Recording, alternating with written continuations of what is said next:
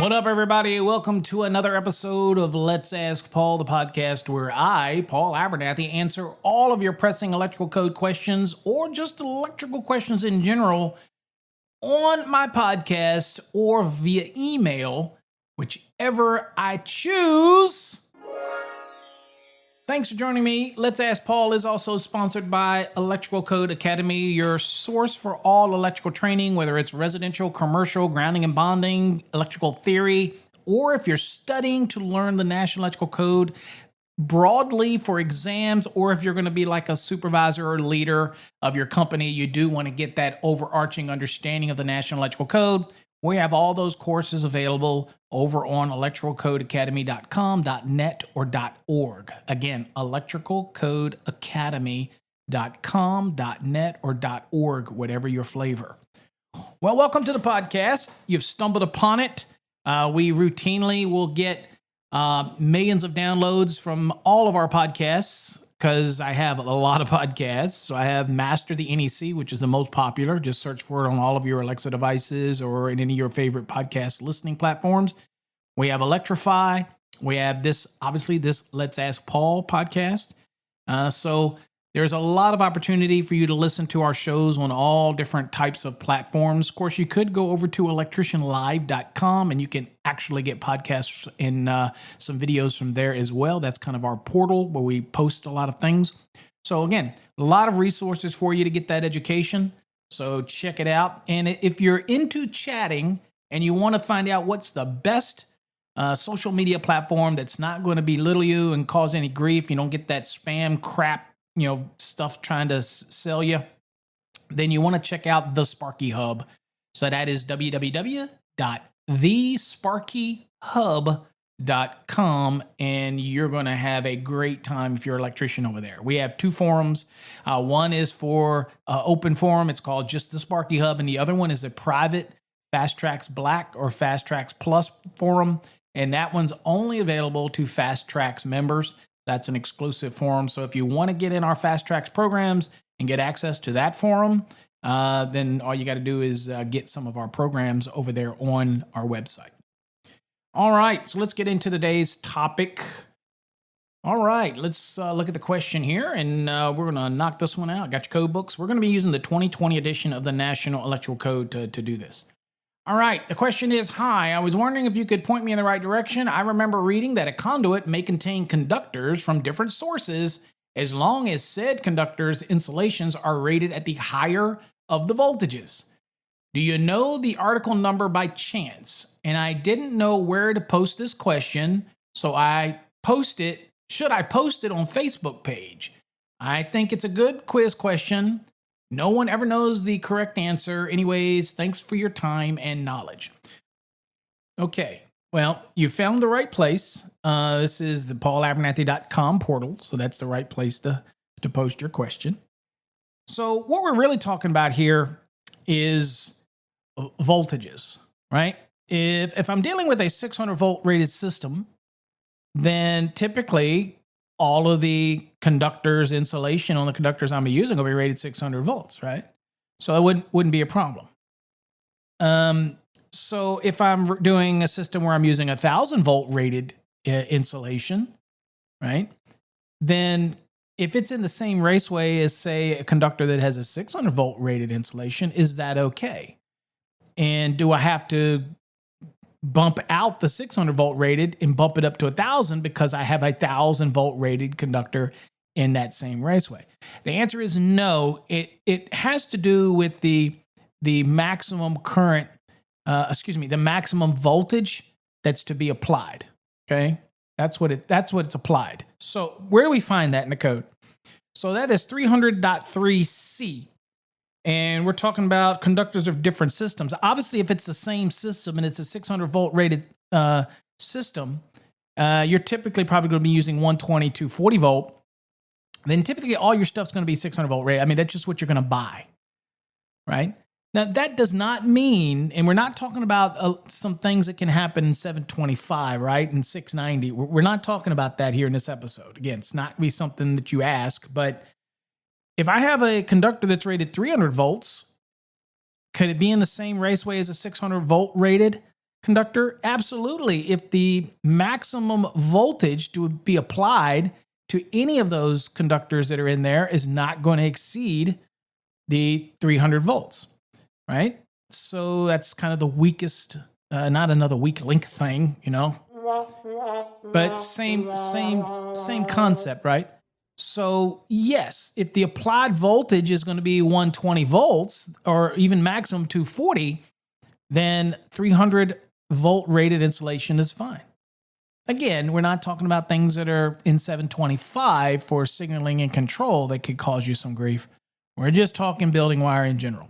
Most of the building wire you're going to get is going to be at least 600 volts, although you can get 1000 volt rated XHHW-2 now, right? That's all available.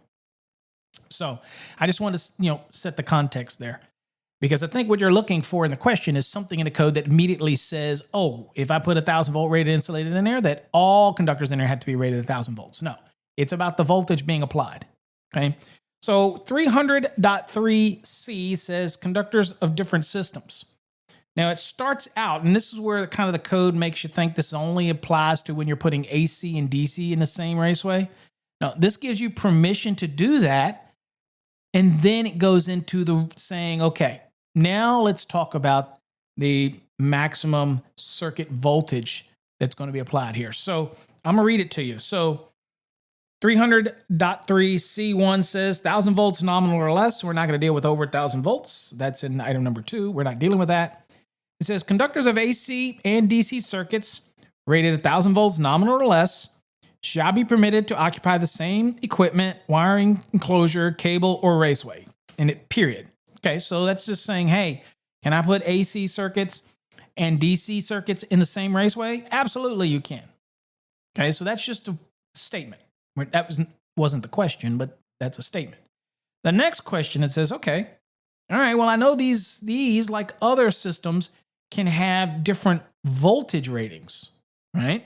So then it goes on to say, all conductors shall have an insulation rating equal to at least the maximum circuit voltage applied to any conductor within the enclosure, cable, or raceway. So the question is, can I have, on just say AC systems, okay?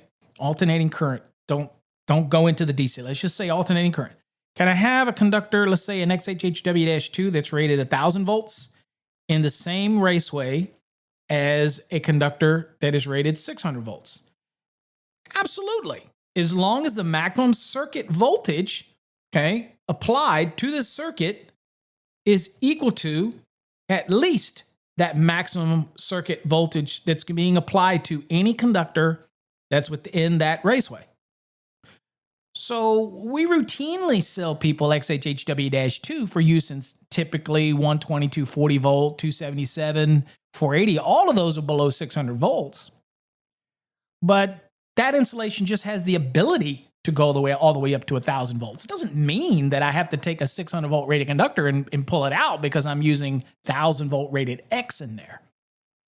Now, where that becomes an issue is if I was using an XHHW for that 1000 volts because I have a system that might be outputting like a PV inverter output or something that is going to bump the voltage output over 600 volts, let's say. And so that's why I used an XHHW-2, or maybe it's from a adjustable speed drive or whatever it would be. If the voltage that's going to be applied is going to go over 600 volts, and that's the reason that I chose XHHW-2 and put it in that raceway, if it's in the same raceway as a 600 volt rated THHN, then that would be a problem because the applied, the maximum circuit voltage that could be applied is over 600 volts. That's why we use the XHHW-2 at 1000 volts. So then you'd have a problem because you have a 600 volt rated insulation in there. And it says that all conductors, okay, if they're going to share a raceway, all conductors shall have an insulation rating equal to at least the maximum circuit voltage applied to any conductor within the enclosure, cable, or raceway. So that's the only time you're going to have a problem with that. But it does not mean that if you have a 120, 240 volt circuit and I'm putting THHN in there, at 600 volt rating and I put an XHHW-2 in there that has a potential 1,000 volt rating, don't say, oh crap, I've got to jump from that 600. Now, all of them have to be rated 1,000. No. As long as it is at least the maximum current voltage that is set to be applied to any of those conductors within that raceway, you are perfectly fine. Okay? Makes sense? I don't want people pulling out 600 volt rated insulation because they want to put XHHW-2 1,000 volt rated insulation just because they want to use a thermal set which has better properties to things like moisture and absorption of moisture and things like that, and has better dielectric properties for whatever reason. I don't want people to confuse that. So this rule starts out by just saying that you can put AC and DC in the same raceway. Okay, fine. Then that's the problem with sometimes when people read code. It stops at that period. And then it goes on to say, okay, all conductors shall have an insulation rating equal to. Okay, so let's take this to a different level. What if I have two different systems that's, let's say a 480 volt system on the premise. And of course, the code requires us to identify those to make sure that we can differentiate the two systems that are in the building. But let's say I have a 120/240 or a 120/208, and then I have a 480 volt in there. Obviously, both are below 600 volts. So I could have 600 volt rated insulations, perfectly fine. We'll cover both of those. But if somebody chose to use a 1,000 volt rated insulation, again, XHHW-2 on the 480 volt circuit, right? Still, the maximum circuit voltage to be applied in this whole scenario is the 480. That would be the maximum that could be in that raceway, right? You have your 120/208 and you have your 480 together in the same raceway. Well, the maximum current voltage applied to any conductors in that raceway, well, obviously the maximum is 480, right? So just because I'm using insulation that's rated for 1,000 doesn't mean that I can't have a conductor in there that's rated 600 and another one that's rated 1,000 in the same raceway. Okay, I don't want that to be a misconception that you got to jump up that 600 to 1,000 when the maximum the maximum circuit voltage that's even going to be applied to any of the conductors in this raceway is 480 volts. It's fine. So hopefully that answered that question for you. So again, 300.3 C1, and I've kind of explained that because again, we don't want people going around saying, oh, if it's 1,000 volt and 600 volt in the same raceway, you got to jump it up to 1,000. That's not how it's going to work. Okay. Now, let me give you the converse to that. This is where this one usually comes into play. People have a raceway and they want to put 600 volt rated conductors in there, and they want to put tracers in there or smaller conductors in there. I'll give you an example, MCPCS, right? So that's a product that I help invent, and it's got power conductors in there, and it's got 0 to 10 cable in there as well with conductors in there that are designed for 0 to 10 volt applications, right? But because they're in the same cable assembly, we have to make sure that since the power conductors are rated 600 volts, and that is, okay, even though we're not going to put 600 volts in there, but it is rated 600 volts, but the maximum that we're going to put in there as far as the circuit voltage is probably going to be 120 in those products, 120 volts. So I have to make sure that the insulation on that 0 to 10 volt cable is at least can handle the maximum circuit voltage applied. So they could be 300 volt rated and they'd be okay in there because the maximum is 120 volts. Even though our power conductors are rated 600 volts, that's what this rule is saying. Now, from a manufacturer standpoint, it's probably not going to do that. We're probably going to use the same insulation, extrude it over it. It's probably going to be rated 600 volts, the same as what our power conductors would be. Keep it simple, stupid. But could they be rated 300 volts? Absolutely. Now, again, remember there's rules in 725, which I'm not going to get into because it would cause this podcast to get overly long for this one specific topic. But that's the stuff that you have to think about. Now, most electricians won't think about any of this. They'll put conductors in there rated 600 volts. Anyway, even if they use a 1,000 volt rated XHHW, it's still going to be used on the typical nominal stuff like 120/240 120, 208, 277, 480, all of which are below 600 volt anyway. So that is the maximum circuit voltage to be applied. Okay. So as long as the conductor's insulation in those raceways are rated to handle the maximum circuit voltage that could be applied to any single conductor in that raceway, then they're okay. It's fine, right? Okay. Enough of that question. That's a good question, though. I'm glad it was asked. Let's see. What do we got next? Okay. This one says, where do the NEC stand when to repair an existing bucket switchgear? Does the NEC require the upgrade of the grounding electrode system to a new current NEC requirements? All right, so it sounds like a repair. So you're just going in and you're repairing something.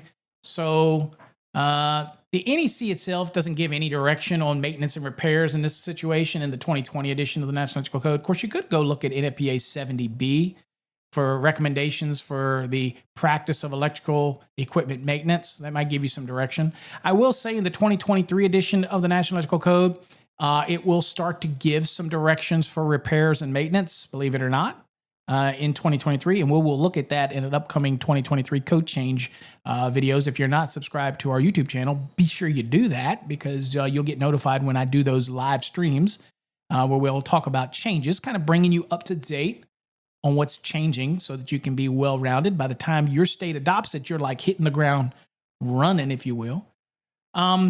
So the NEC really doesn't say anything about that. And now this situation, it sounds like you're just doing maintenance and repair. So you're not doing reconditioning. So you get into all those reconditioning rules, the labeling and all that kind of stuff. It doesn't sound like you're getting into that. You're just going in, doing some maintenance and doing a repair on an existing piece of equipment. So it's not going to bring in all of those reconditioned rules that you have in the code.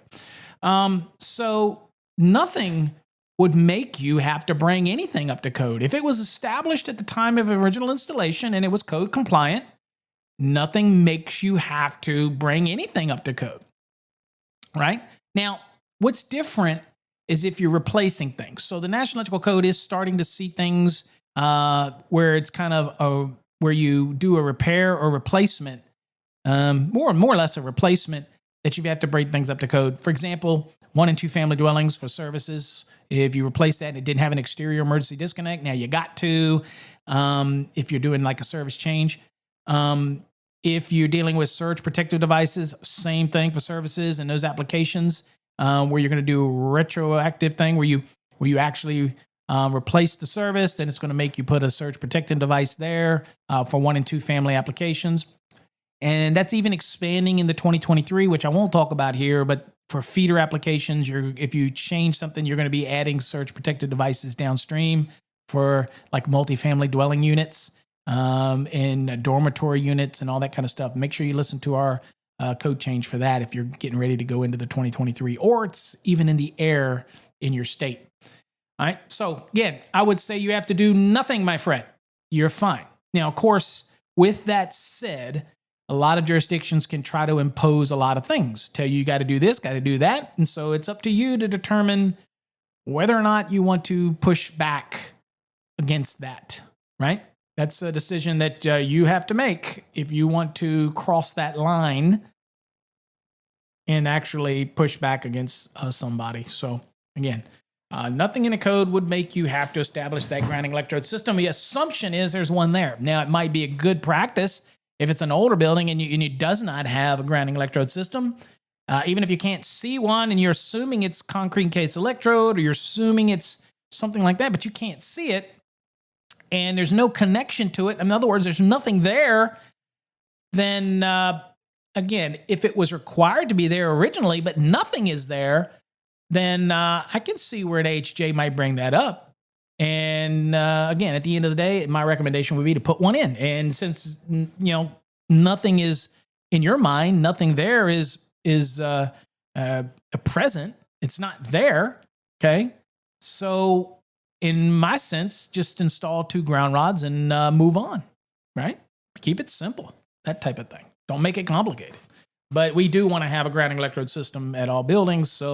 And that's been required for quite a while. So again, it's going to be all dependent on the history, the length of the build, how long it's been around, when was it built. If it's built in 18 something, then chances are it doesn't have a grounding electrode system. I'm just saying. So anyway, hopefully that answered that question for you. Best I could answer it. Let's see what else we got. Okay, let's see here. Okay. Another question. It says, I must have misunderstood you when you said that NM cable couldn't be ran in conduit ever. Yes, you misunderstood me. Somewhere in there, you misunderstood me. It says, I have listened and went back to NEC and read that it can be ran in certain types, 334.15b and C. Is that what you were discussing? Might have misheard, but we'll go back and listen again today on the podcast. Thank you. And I will say in a follow-up, he says, hey, Paul, I listened again and you didn't say what I thought you said. You were talking about damp and wet locations in conduit because the NM can't be rated for it or isn't rated for it. Thank you. Thank you very much, good sir. Okay. But we do want to take the time to understand this because there is a huge misconception out there that you can't run non-metallic sheath cable in a Raceway. Now, one of the misconceptions that come from this is that people say, well, how come in 312.5C it talks about securing every cable to an enclosure? That's true. And that is for enclosures in 312.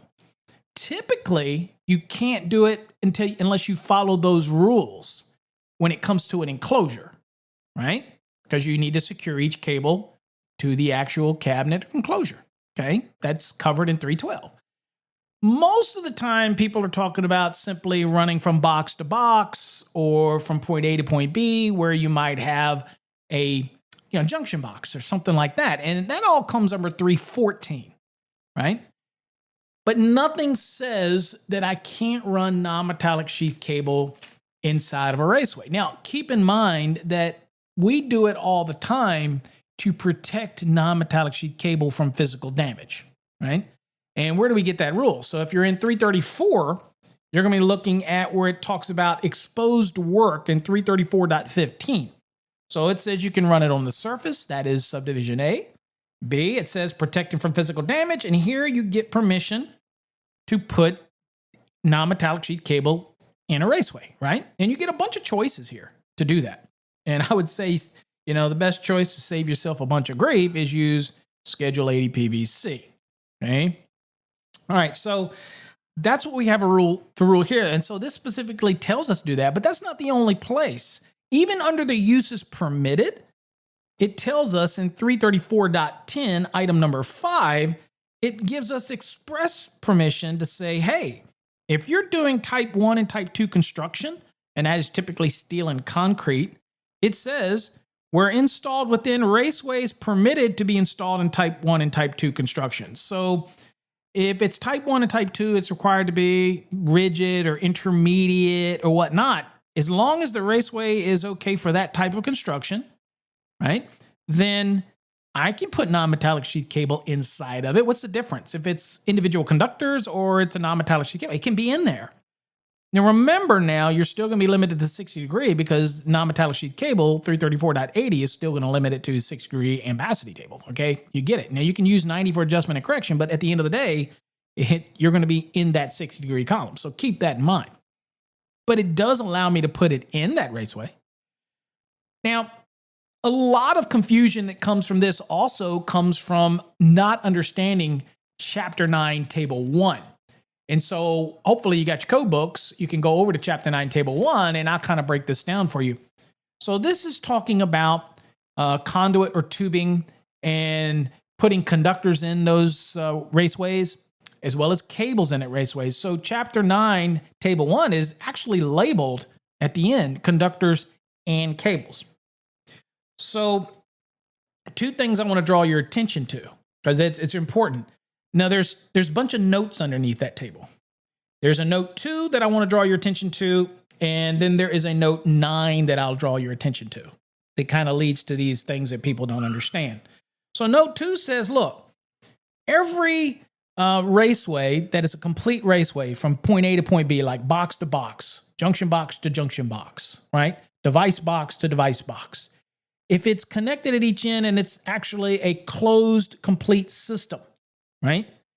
Then if it's a complete system and you're putting that cable in there, then you're going to have to worry about things like Raceway fill, right? And you can exceed the percentages that are in Chapter 9, Table 1. But look at Note 2. Note 2 says Table 1 applies only, and that's the percentage of fill, to complete conduit or tubing systems, and is not intended to apply to sections of conduit or tubing used to protect exposed wiring and cable from physical damage.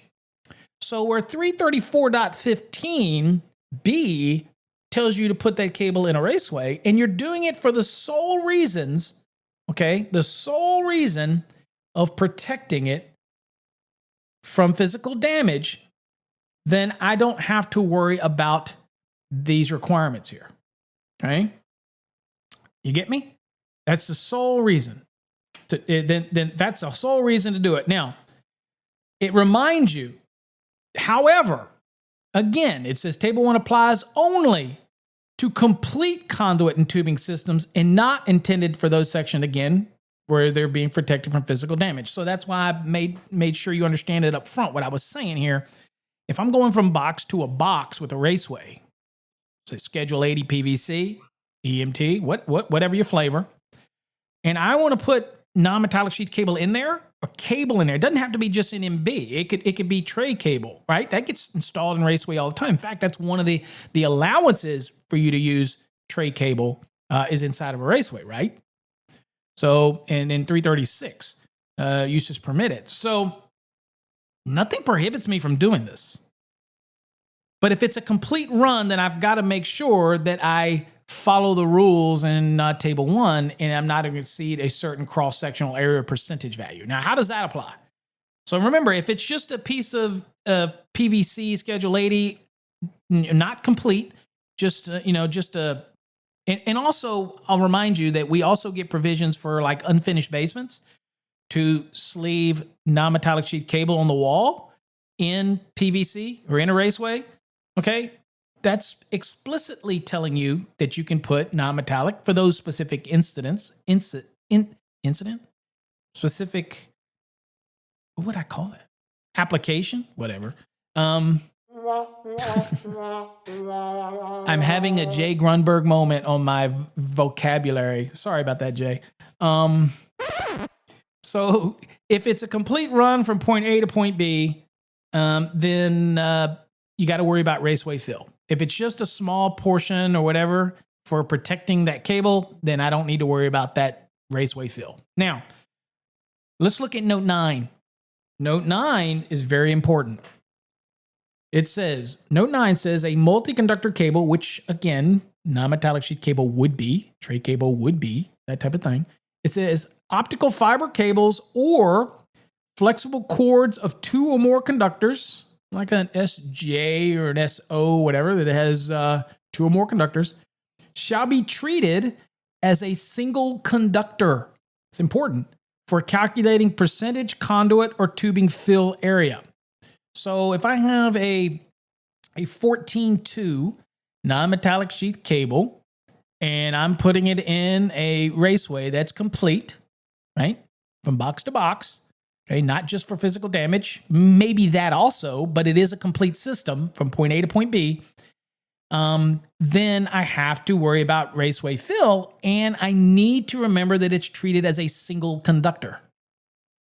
Now, the next question people ask, well, what if I want to put 2 non-metallic sheath cable, 2 14-2s in the Raceway? Okay, then I have 2 conductors. You get me? If I put 3 in there, then I have 3 conductors. Okay? And so when I use the Chapter 9, Table 1 percentage, I'm going to do it just like that NMB was a single conductor. And if I've got 3 of them in there, I got 3 single conductors. And I just do a normal Raceway fill calculation. In that case, it'd be over 2, so that's 40% fill.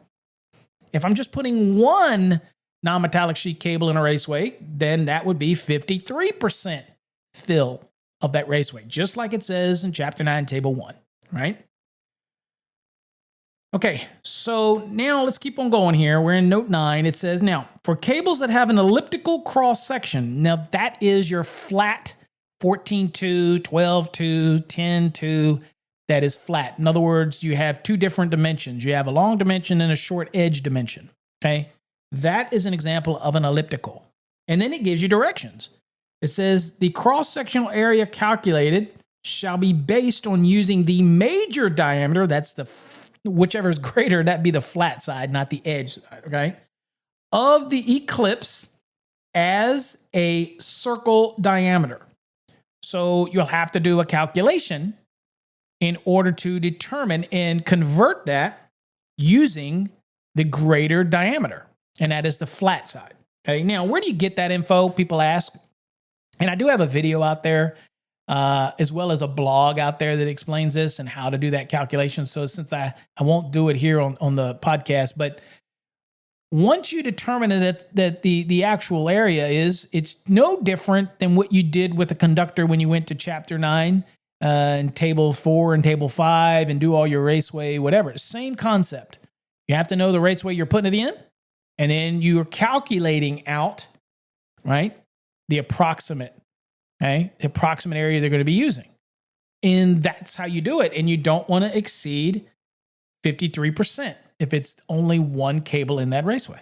And this is telling you how to do it. Okay. So, and that's all that's pertinent to that. So we'll just stop there. But read note 9. It gives you a lot of information on it. But again, in this scenario, nothing prohibits it from being. Now, the next thing that people say is, well, doesn't that cable need to be clamped to the enclosure? Well, yes, under 312.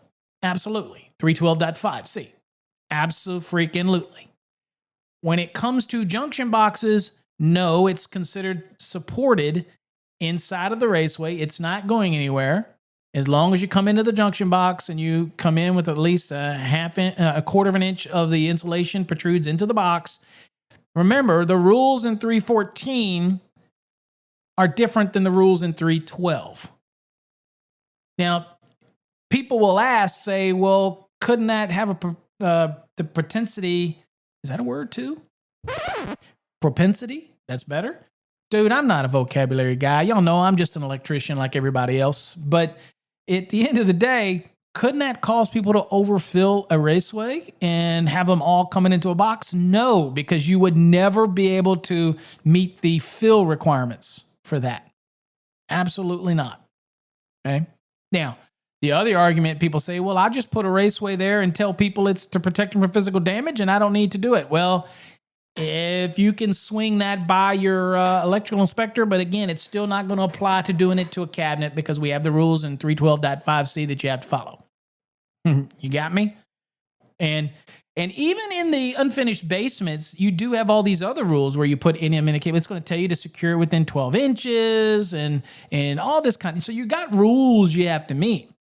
But what I'm saying is there is nothing in here that says that you can't put non-metallic sheet cable, tray cable, whatever. You could even put MC cable. There's nothing that says that you can't put that in a raceway.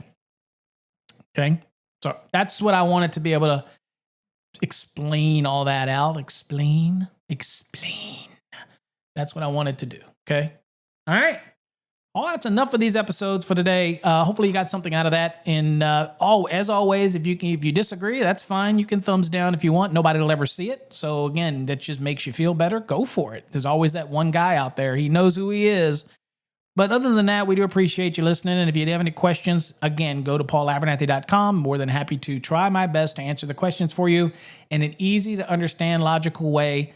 I do it all the time and I enjoy doing it. So thanks for listening. Until next time, folks, stay safe. God bless.